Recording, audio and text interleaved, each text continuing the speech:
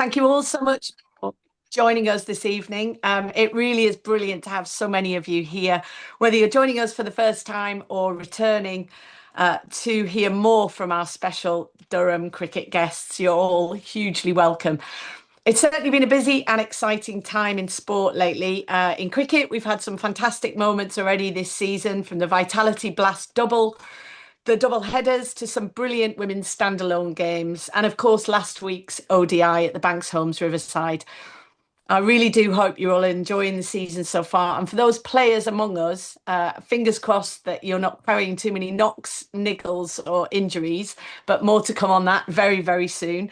And of course, before we go any further, big shout out to the Lionesses.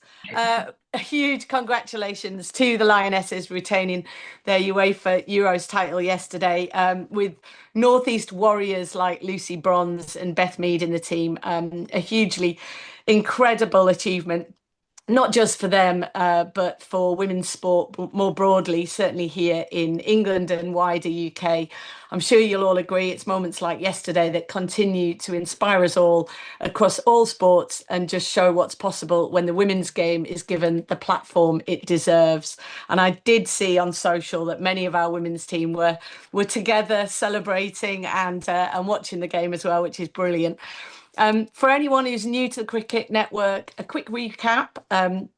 The network is very much here to bring together all areas of women and girls game. It's a space to share experiences, ask questions, and support each other across all levels and roles, whether you're playing in your first season or have been part of the game for years. We really do want this to be a community where everyone feels empowered. So without further ado, onto tonight's topic, one that's incredibly relevant and one that I can probably wax lyrical about for many, many hours. And it's very relevant, obviously, at this stage in the season when we're, 4 months in. Injury prevention, management, and returning to playing the game of cricket. We're joined by three fantastic guests, as ever, who will be sharing their insight, both from personal playing experience and as physios, on how to manage what can really be a tough and sometimes isolating time for many athletes. So just before we dive in, a quick reminder, you'll see in the chat, this is your network. Please do get involved. Drop any questions that you might have into the Zoom chat at any time, and I will do my best through the powers of WhatsApp, with my team WhatsApping them to me. I'll do my best to share them with our guests, making the session as interactive and as useful as possible. So joining me tonight are three brilliant guests, as ever, who bring a huge amount of insight, experience and expertise both on and off the field. First up, we welcome back two of our women's team. Emily Windsor, a talented middle order batter from Portsmouth, who's racked up 2,500 runs across white ball formats with 13 half centuries in nearly 200 matches. And after picking up a hip injury, it's probably why you're on tonight, Emily. I'm thinking the theme is picking up a hip injury during pre-season back in Zim, back in April. She's recently made a strong return in the Vitality Blast, even helping her side to a key win over her former team of Hampshire. While sidelined with an injury, though, Emily certainly didn't sit still, and she's continued to contribute as a physio in both male and female pathways, and even found time behind the mic as a commentator. We're also thrilled to welcome back our overseas player, Suzie Bates, a true icon of the game. Suzie made history this year as Durham's first overseas women's signing, bringing with her over 25,000 career runs and 34 centuries. She's been a powerhouse this season for Durham, top run scorer in the league phase of the Vitality Blast, and one of Durham's key contributors in the Metrobank One Day Cup. Her leadership, her professionalism and passion for the game have already had a huge impact on the team and the wider club as a whole. Completing our lineup, really delighted to welcome Kelly Wooldridge, Durham women's lead physio. Kelly joined the team earlier this year, bringing more than 15 years of experience across women's sport, including her roles at Birmingham City FC and Wasps Rugby. She's also worked in the NHS in private healthcare and is trained in yoga, Pilates, acupuncture and running analysis. So maybe I needed you a lot earlier than with the running analysis, certainly. She's already been a huge asset to the squad, helping keep players fit and on the pitch where, of course, they belong. Ladies, welcome and thank you so much for giving up your time this evening. And just a quick reminder before I dive into questions. Any of you listening, any of our audience, any burning questions, just pop them in the chat and we'll do our best to fly through. I've certainly got a huge long list and I know we've got some from the audience already. So I will crack on and start on a positive and start with you, Emily. You've recently returned to injury, back where you belong. It seems like such a stupid question to ask, but how good does it feel to be back? Yeah, amazing. I guess you appreciate it that little bit more when you come back from an injury. And I mean, it's been one that's sort of been lingering on a little while. It actually happened in January, and I tried to sort of fight through it. But yeah, to be back on the pitch with the girls, it's really special. I think moving up as well to a new club, it's just something that I've been hungry to be part of. So yeah, absolutely buzzing to be back. And what in particular was it? I just said a hip injury. Was it something that required any sort of surgery, or was it basically just managed through rehab? No, so I had surgery in April. So I tried to manage it without surgery, but unfortunately it didn't work. So I basically had microfracture to my hip to Mm. rebuild some cartilage. So it wasn't the pleasant of things. The first couple of weeks after, I was in a lot of pain, but I basically did all I can. Annoying Kelly, I will admit, Not to at be all. back as quickly as I can. Well, Um, I've been there with microfracture. I've had that in my knee many times. Back in the days where it was very early and you weren't allowed to weight bear on it. So yeah, I can bore people with that. But I guess you're in a unique situation in that you're both a player and a qualified physio. So how has that shaped the way that you have managed your own body and your return? Because as we all know, and Kelly's on here and she knows what you say and what you do to your physio are two very different things. So when you are the physio and you've got that bit of your brain that is sort of speaking sense, but then there's the athlete part of the brain going, I'll just try it a little bit more than the physio said. Like, how do you balance that? I think probably Kelly would say with a great deal of difficulty. I only got told off once in my whole rehab. I got a slap on the wrist from Kelly, but other than that, no. I think to be honest, I guess like I'm very lucky that the relationship I have with Kelly, that we can just have joint conversations. Like if I have ideas, she has ideas. We talk it through.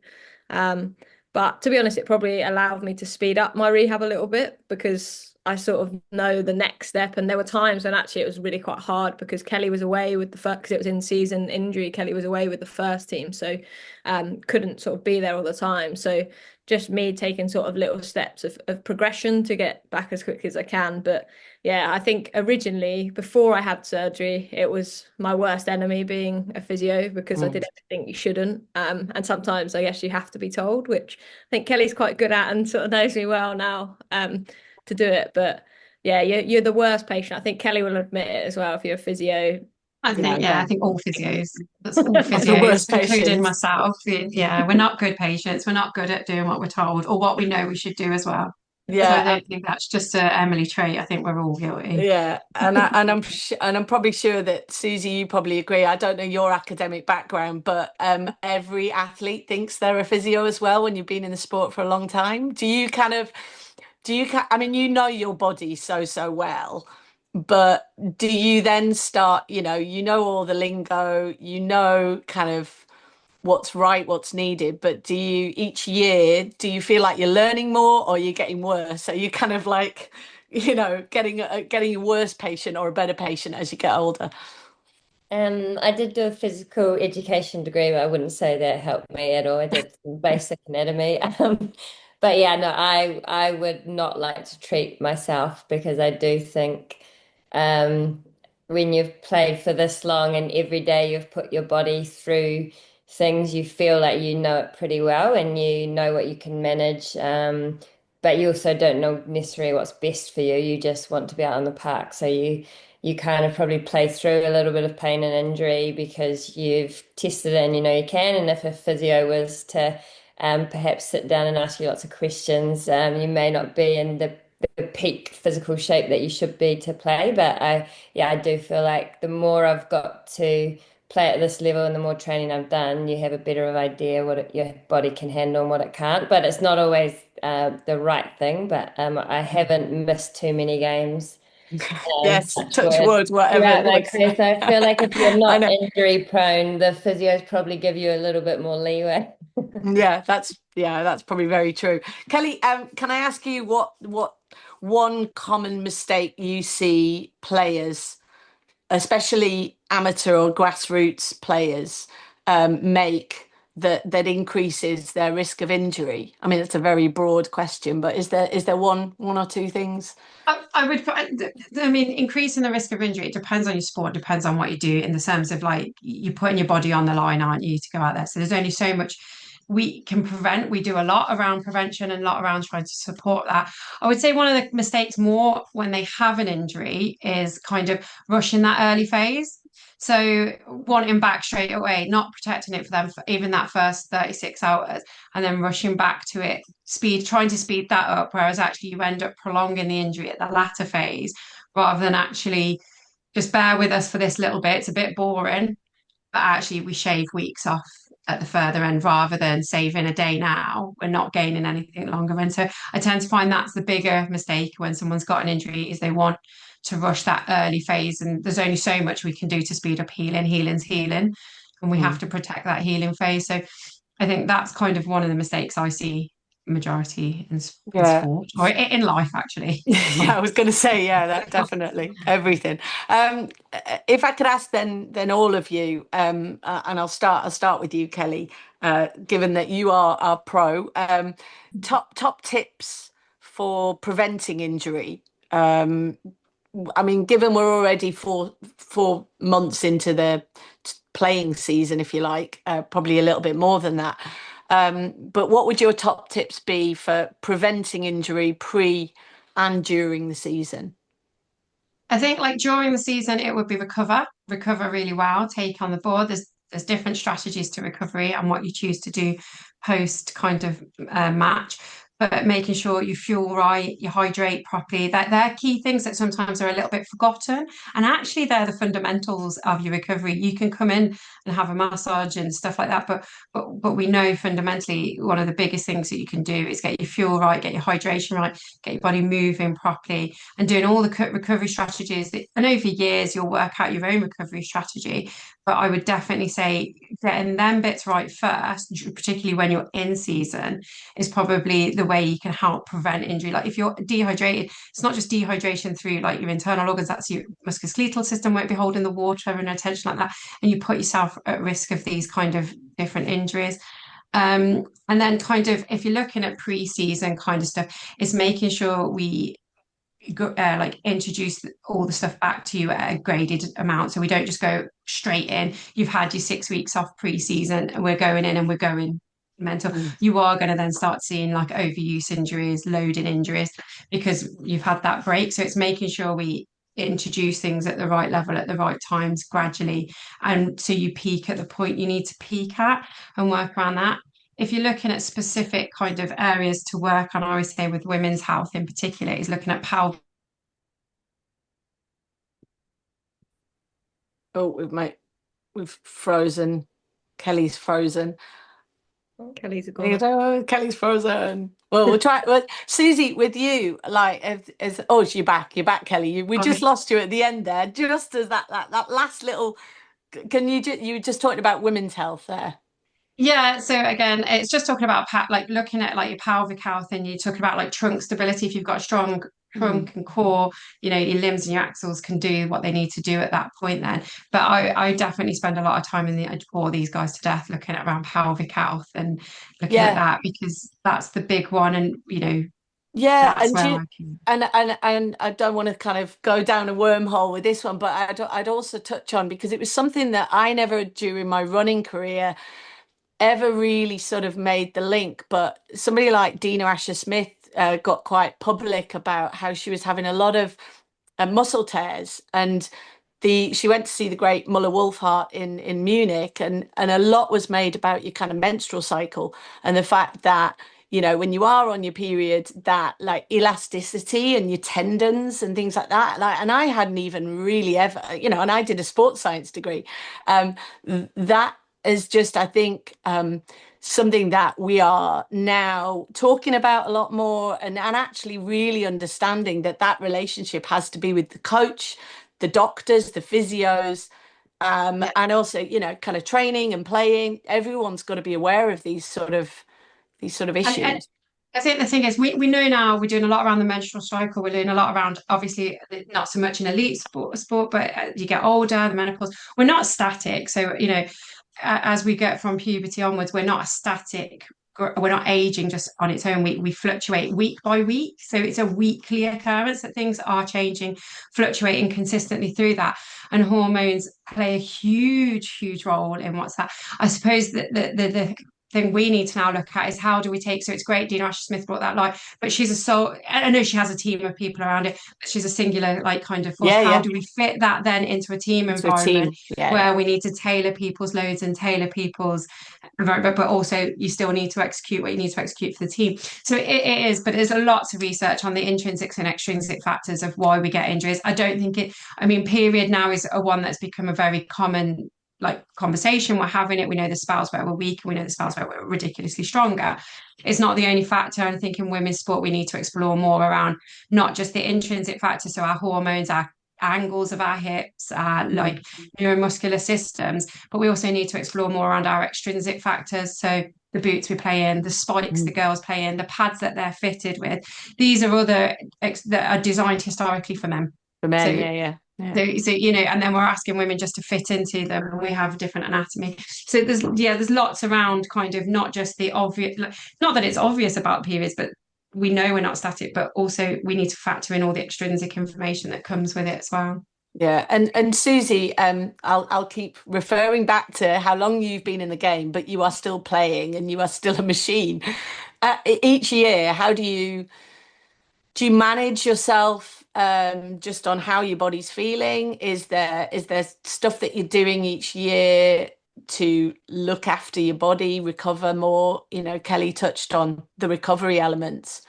How important have you found that? Yeah, I would agree with exactly what Kelly said about the fundamentals. Like if I sleep, 8 hours a night, feel well, and make good decisions most of the time, and hydrate. Like I take electrolyte every morning because I'm pretty much training every day. And I feel like if I can get those right, then I can train more and load more, and then my body can handle more. And yeah, I'm probably, in terms of recovery, my motto is to kind of keep moving.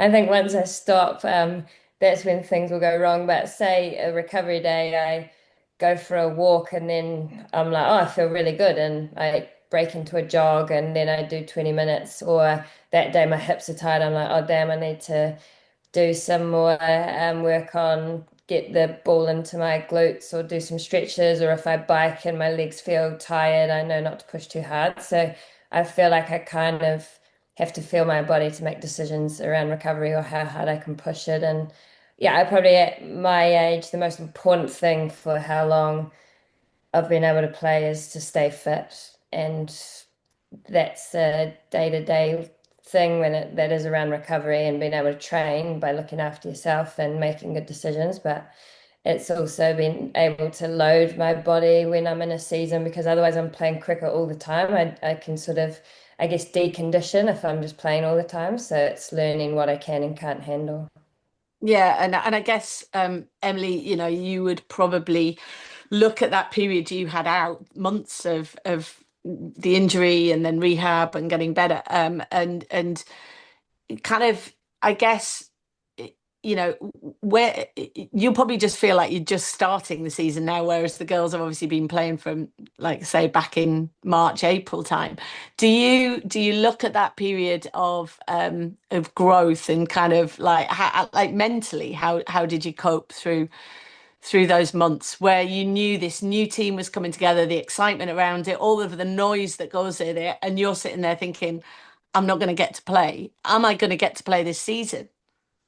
Yeah, I think probably out of my injury, like I've had surgery on my hip before, so sort of the physical element, I guess I knew what to expect, but I think mentally is probably the toughest part. I think obviously moving to a new club, all my support networks, 300 odd miles down, back in Portsmouth, sort of wanted to get out there. Obviously with the girls, you never have to like prove your worth, I guess, but coming to a new club, you always have that as an athlete. You want to go and win games for your team. So obviously not being able to do that. And then I think probably the hardest thing for me, I'm quite a sociable person and the girls are away playing a lot. So missing out on that sort of, I guess, team element. And some, it sounds really stupid, but I missed the coach journeys, right? If you ask me now, I'm back fit. If I want to get on a coach, I'd be like, For 8 hours, yeah, yeah. we've got 7.5 hours to Taunton tomorrow. And I'm not sure how I feel about that. But like when you're injured, you just miss out on a lot of things. And I think I tried to, at times, don't get me wrong, I was pretty sad and had to go home. And do you know what I mean? You go through all the emotions, but I tried to use that to fuel me to get back as quickly as I could, trying to do all the right things in terms of like, for me, it's not loading my body too much. I think I can get ahead of myself. And I guess some of that is probably the knowing of the next stage. But trying to, I guess, prioritize what I needed to do when.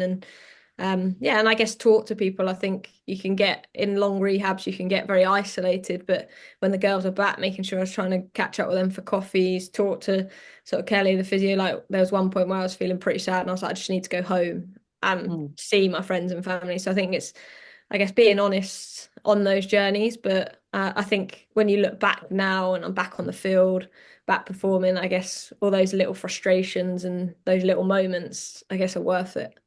And what for you were the key things that both teammates, kind of the management team, and people like Kelly were able to do for you, which sort of picked up the morale? Like you said, there were certain times where you felt I just need to go home and see the family. I know when I was injured time after time, week after week, month after month, I used to just hate talking about it because I became that athlete that when people saw you, the first question they ask is, how's the injury? And you're like, oh my God, like, is it tattooed on my head? So sometimes you do need that time away. But what was important? What did you get from the players? Was it just the social aspect that kept you going? And were there certain key things that players and coaches can be doing for injured athletes? Yeah, I think a big one is not like your injury doesn't either like identify you at that time, I guess. And I think people would assume as well sometimes that you're having a down day, people will just assume it's because your hip hurts. And it's like there's other stuff in my life, you know. But I enjoy just like being normal. That sounds really stupid, but like going for coffee with the girls. And I tried to, when I was sort of getting back closer, being involved with the team at training. Like I think the worst thing you can do is, and don't get me wrong, there's some athletes that when they're injured, I'm saying this from a physio point of view, the worst thing you can do is say, come to the nets and watch and talk to Yeah. get involved. But for me, like I like the team, and I think Danny sort of said something, and I can't remember who it was. It was one of the cricket staff. They said you're valuable just as much not playing. So being around those younger girls, talking to them about my experiences, you're just as valuable. And that sort of made me feel part of the group and I guess still important because I couldn't ultimately do what I'm paid to do, which is go out and bat. So yeah, I think just making them feel involved and I guess talking to your athlete, find out what they want. Do they want to be around the group more? Do they want to be time away with their friends and families? Like, can they do a gym session away in their home gym in a familiar environment, or do they want to be in with the group? I think everyone's so individual on a journey, and but I think yeah, for me, I'm quite a sociable person, so being back around the group was Yeah. great. The Yeah. classic thing is going for a coffee. Yeah, well, hey, look, everyone loves a coffee. Caffeine fixes everything. Yeah. I've got one that I think is very relevant to bring in now, actually, for you, Kelly. Question from James. As a physio, this is a really tough one. You know it's coming, given I've already referenced the Lionesses. Would you praise Lucy Bronze for playing through her injury? Or do you worry about the example it sets? Now, I mean, we've got to say, obviously, the headlines that the media are going with is that she fractured a tibia. As we all know, it's probably a stress response because I don't think she could play. I mean, you could tell tell me wrong. I don't know whether, It might be a plateau fracture within the knee, so yeah. it can be within the actual knee joint Right, itself. I see. So, and there was, funnily enough, I was going to bring that up, and I was also going to reference the great Stokesy. You know, we watched Ben yesterday, and all of the talk on Saturday night was, are we going to see him bowl yesterday? And then he came out, and constantly I was like, how, he's a machine. How is he doing it? Because, you know, he was bowling at pace, he was hitting the lines, he was getting the wicket. So, but he was clearly in discomfort. So where do you sit on that as a physio? Hasn't he come out and said pain is just an emotion or something? Can I tell Kelly that whenever I'm in pain? No, she can't. Well, just on that as well, like my best mate, Paula Radcliffe, she will often say she doesn't feel pain. Like pain is such a, and I do think that her marathon journey, you know, marathon is all about putting up with that discomfort for as long as you can. So it is a really interesting one, Kelly. Like, and I don't know, you know, it's a difficult one for you to answer with a physio hat on. But what are your thoughts? My thoughts are like the way I would work, and if I was there, and it would be something that I would support Lucy to make that decision. She's an adult, and I think her history, she has got a background in understanding injury and pathology. I think, does it set a bad example for young girls as children that aren't probably right to make them decisions? I don't think it necessarily sets a bad example, but I think it needs to be that you don't use it as, oh, well, Lucy wants it. Because yes, as a young child, you're not really there to make that decision. And then that would fall more on the coaches and the parents to make that decision. I think as a player, as an individual, I would always support the individual to make their decision on what they felt was right, knowing the risks. So as long as you are very much as an adult aware of the risks that you're putting your body through and doing that, and you know that come the end of the final, you might end up out of action for months and months on end, then I think you go in knowing that risk and you can make that decision, and I would support through that.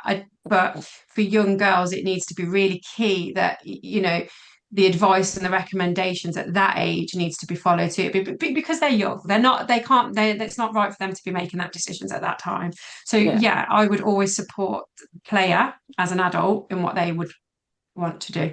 Yeah, and I was going to say that, Emily, because you're working with the pathways, aren't you? So you're working with young kids. Yeah, and I quite often have discussions with them. So like parents quite often will come back and be like, oh, can they not just push through it? Like there's this many weeks left. And I explain the risks the same as Kelly would to an adult. But ultimately I try and explain to them, you're 12, you're 13, you're 14-year-old. You playing for 4 weeks now is not going to shape you being a professional cricketer. In like, if you miss that length of time, if that's what I'm saying to you now, that's not going to affect your journey. If you go, say it's a bone stress, for instance, a fast bowler, a young fast bowler, if you push through that and create a bone stress, you're then going to have a vulnerability for the rest of your career, which could then, when you're 16, 17, we see lots of repeat bone stresses. So I think for me, when they're young, I like Lucy Bronze, it was the Euros. Well, it's a massive tournament. I'm going to play for an injury if it's a massive tournament. I mean, you've got to weigh up, and that's part of the risk balancing. I think, like I can openly say with Kelly, like we've had that a bit on my journey, as I've weighed risks at different points pre-surgery. Should I play through it? Should I not? And the conversations are always, Kelly weighs up the risks, tells me the risks. I will make the decision, but part of my risk weigh is, how important are these games of cricket for me in terms of my career? And I think it's very hard as an athlete to see that in the moment. But I would hope my physio would patch me up at a Euros final. And I mean, Susie's probably one to talk about, who's been to like many World Cups and and that's and the Olympics. Yeah, and I guess, I mean, Suzie, what have you been lucky that, have you had an injury that's put you out for a whole season? Or have you been very lucky that you've been able to manage? Like, what was the youngest you can remember having an injury and kind of trying to compute what it was? I've had, like, in my professional career, I've had one serious injury. I did my shoulder and had rotator cuff surgery, and I was out for 9 months and probably came back too early. And so that's sort of prolonged just constant rehab. And when I was younger, I broke my collarbone playing basketball. And that was the first time I'd been inactive as an athlete because I was young and I was going to trainings after school and playing. And then I broke my collarbone and didn't do anything for 8 weeks. And I really deconditioned and I didn't, like, I wasn't at the age where I was like, oh, I can't use my collarbone, so I'm going to be active in other ways. I just sat on the couch and my mum fed me emotionally. So that was really useful, but a Drinking good coffee. lesson. And yeah, speaking on playing through injuries, yeah, I got hit on the hip, which slightly fractured my hip bone at the start of the World Cup, but I didn't X-ray it till after the World Cup. So I got through the game and I couldn't sprint at 100%, but I was probably 80 to 100, and the coaches were willing to put me out there at that level. And I got hit on the thumb and refused to have it X-rayed, which is not a good example, but I'd played the entire game and batted and fielded. And so I was like, well, I can still play. So I then X-rayed it after. And yeah, people um, don't I necessarily think that encourage that. But I think if there's pain that I can manage and I can do my skill, then as an adult, I do think that's my decision. But I also encourage younger athletes, yeah, to, I guess, have other people involved in those decisions. Yeah, you go on a journey, don't you, through sport? Like you evolve and learn. You never well, I don't know any top class athlete that would get out of bed on a morning and feel 100% brilliant and bounce out of bed. Like everyone takes their time because, and Kelly's already touched on it, every day you're hammering your body, whether it be training or performance. And that the micro tears or whatever else, stiffness, but you've got to learn pain, haven't you? You've got to learn what's not good pain, but pain that you can sort of work through, or pain that's just going to disappear, and pain that's probably something that I really need to get help with on this. I've got another one, which I think will be a perfect one for you, Emily, from Ava. She's been injured all season and she's hoping to play again soon, but she feels like she's lost her confidence. Do you have any advice? I think it's depending on what level the game is. I think try and I always, especially this is me talking from a physio hat, I always say players are ready to return when they're not thinking about their injury. If they're saying to me they're going that she's worried about returning, it might be slightly too soon. And when I say too soon, that might not be because of the healing or the injury. It might be she needs to expose herself to more drill-based stuff like with dad in the garden or at the club to get your confidence back up. And then when you go out there and like my first game, I was really nervous, but I wasn't nervous about my hip. I was nervous about going back and playing cricket, but then I was like, you know what? I've missed this for however long. I'm just going to enjoy this. And out I went, threw myself around, charged about, had Kelly thinking, what the hell is going on? But I'm still here now. So I think it's just about enjoying it and going back to why we play it. And if you are that nervous, I think is there anything, do you need to hit more balls? You need to bowl more balls to get your confidence back up so that when you do play, but also remember that first game's not going to define you in terms of playing for the rest of your career as a club cricketer, county cricketer, whatever it is. So it's just one isolated game. I think we overcomplicate professional sport and cricket at times, and I think just enjoy it. Yeah, absolutely. I would echo that. A quick one from Lara for you, Suzie, and you've kind of touched on this already. What is the secret to a long playing career? Don't Bottle it and sell don't it. play through injuries. Do the Yeah. opposite. No, there's so much to it, but everyone's touched on parts of it. Like the number one thing Emily said is enjoyment. So yeah, there's times that I don't enjoy every aspect of what I do, but I love playing cricket. And I always remember when I was young how much love I had playing the game and sharing that with teammates, and I never lose that. And sometimes I have moments where you forget that's where you get your enjoyment and why you enjoy playing. I think staying fit, which is there's so many aspects to that. That's aerobic fitness, strength fitness, that's the nutrition, the sleep, and doing that as best as you can over a long period of time. And that doesn't mean when you have a weekend off that you can't enjoy yourself, but in and around training and games, it's trying to do those fundamentals as well as you can.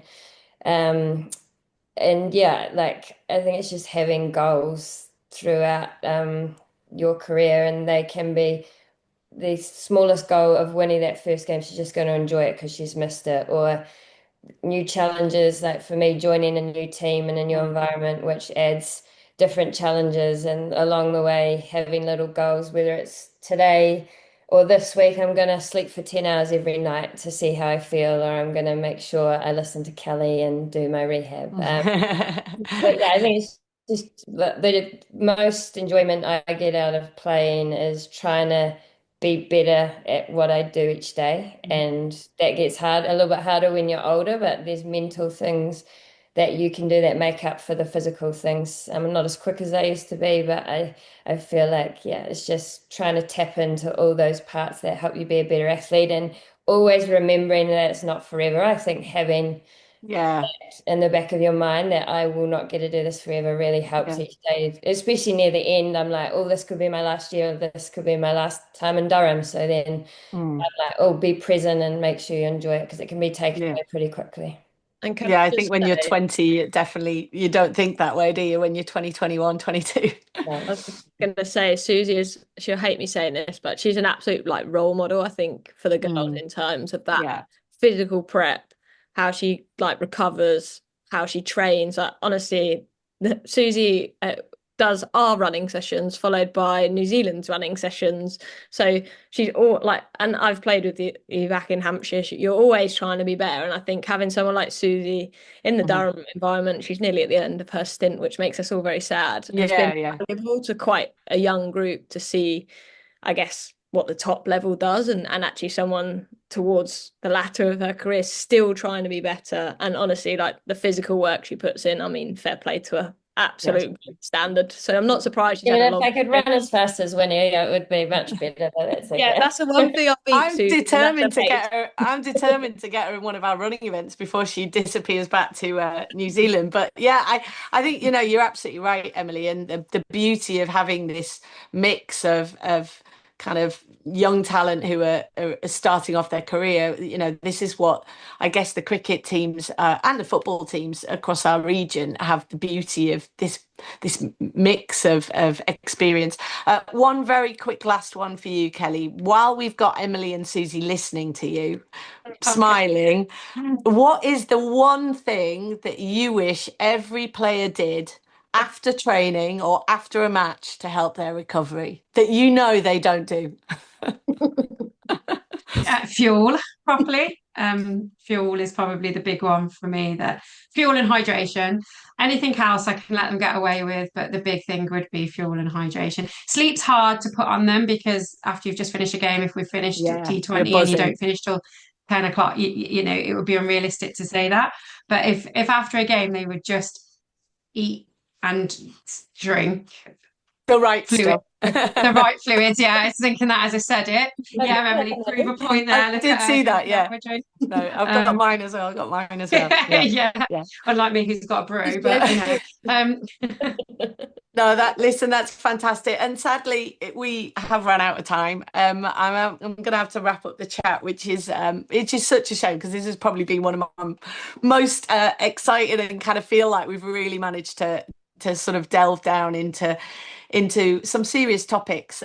So I really do hope that everyone listening has taken something away from that last 40 minutes. And as always, the recording of tonight will be available on the Durham Cricket YouTube channel, and you'll all receive a link via email. So please feel free to share that with colleagues, friends and clubmates.